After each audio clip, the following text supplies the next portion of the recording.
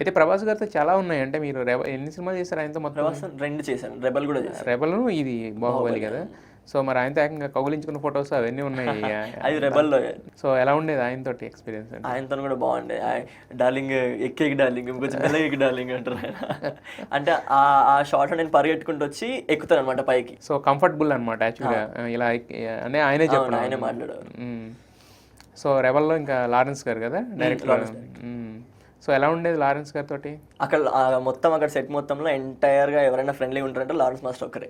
ఆయన అందరితో మాట్లాడతారు. ఆయన నన్ను చూసి దగ్గర పిలిచి నాన్న చేస్తావా, ఎక్కుతావా, పైకి ఎక్కుతావా, కొంచెం మెల్లగా ఎక్కువ, అన్నయ్య మళ్ళీ కష్టపడతాడు అది అని చెప్పేవారు అనమాట. మరి అప్పటికి రెబల్ టైంకి దీనికి అసలు కంప్లీట్ అసలు అప్పుడు స్టార్, బట్ ఇప్పుడు ఏంటంటే next pan India star, pan world star కదా. సో డిఫరెన్స్ ఏమైనా కనిపించిందా?